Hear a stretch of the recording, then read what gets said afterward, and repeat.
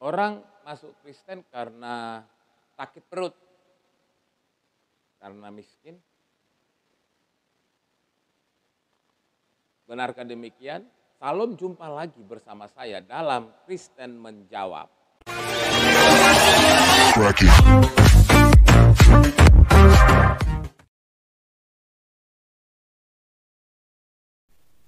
Dan untuk perkembangan channel ini jangan lupa tekan subscribe, komen, like, dan share. Sebelum saya menanggapi, terlebih dahulu kita menyaksikan tayangan video berikut ini. Pendeta, pastor dari Kristen masuk Islam bukan orang-orang melarat, bukan orang bodoh.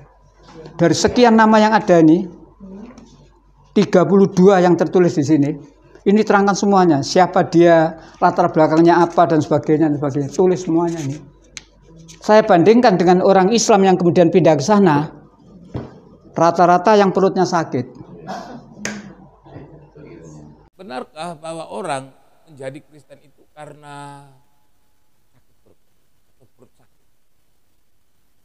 Kita mau melihat dulu arti perut sakit. Perut sakit itu kan bisa bermakna dua. Yang pertama, perutnya sakit karena ada penyakit. Yang kedua, perut sakit itu bisa berarti bermasalah dengan perut karena tidak dapat makan atau tidak mencukupi asupan gizi yang masuk ke dalam perutnya. Apakah memang itu menjadi alasan orang masuk Kristen? Ada banyak alasan mengapa orang masuk Kristen. Memang salah satunya itu adalah karena mengalami sakit penyakit, lalu kemudian karena beriman kepada Yesus atau karena didoakan, lalu sembuh. Sesudah sembuh, maka kemudian dia masuk Kristen. Ada juga yang menjadi Kristen karena dia bertemu secara pribadi dengan Yesus. Lewat mimpi atau lewat penglihatan, lalu kemudian masuk Kristen.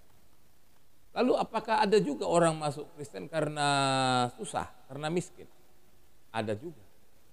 Ada juga orang yang masuk Kristen memang pada saat masuk Kristen, hidupnya itu sedang susah, dia tidak punya apa-apa.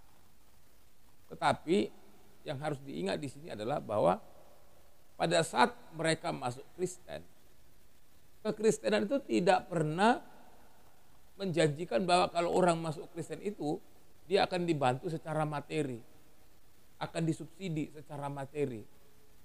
Itu tidak ada.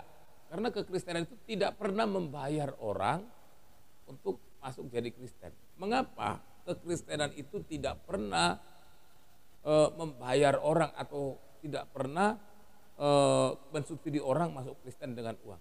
Karena kekristenan itu sadar bahwa iman itu tidak bisa dibeli dengan uang. Kekristenan sadar bahwa kalau orang masuk Kristen karena uang, karena disubsidi uang, suatu saat dia akan meninggalkan imannya. Karena motivasinya apa? Karena uang. Itulah sebabnya kekristenan tidak pernah dan tidak mau, bukan hanya tidak pernah, tapi juga tidak mau mensubsidi orang ketika masuk Kristen. Tapi dia dilatih untuk beriman. Dilatih untuk percaya bahwa Allah akan memenuhi segala keperluan dan kebutuhan kita. Seperti yang dikatakan di dalam Filipi 4 ayat yang ke-19. Lalu bagaimana dengan posisi orang kaya dalam kekristenan? Dalam kekristenan dan di dalam Alkitab, Yesus itu pernah memberikan teguran kepada orang-orang kaya. Yesus itu pernah memberikan teguran kepada orang kaya. Tegurannya apa? Dalam Matius 19 ayat 23 sampai 24 dikatakan seperti ini.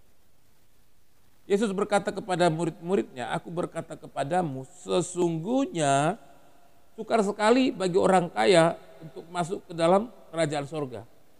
Sekali lagi aku berkata kepadamu, lebih mudah seekor onta masuk melalui lubang jarum daripada seorang kaya masuk ke dalam kerajaan Allah." Ini peringatan yang Yesus berikan kepada orang-orang kaya. Lebih mudah seekor unta masuk lubang jarum daripada orang kaya masuk ke dalam kerajaan sorga. Mengapa? Karena dalam kekristenan, dalam Alkitab juga dikatakan bahwa di mana hartamu berada, di situ hatimu berada. Orang-orang kaya tentu hatinya sering lebih condong kepada hartanya, kepada kekayaannya, daripada condong kepada Yesus sebagai juru selamatnya. Itulah sebabnya Yesus memberikan peringatan kepada orang-orang kaya. Dari sini kita bisa melihat bahwa mengikut Yesus itu tidak ada kaitannya, atau percaya kepada Yesus itu tidak ada kaitannya dengan kondisi hidup. Mengikut Yesus itu nggak ada kaitannya dengan orang itu kaya, orang itu miskin, orang itu berpendidikan, orang itu tidak berpendidikan. Tidak ada kaitan. Karena iman itu tidak dipengaruhi oleh harta duniawi dan juga oleh pendidikan seseorang. Tetapi beriman kepada Yesus Kristus itu adalah karena panggilan hati. Salam, Tuhan Yesus memberkati.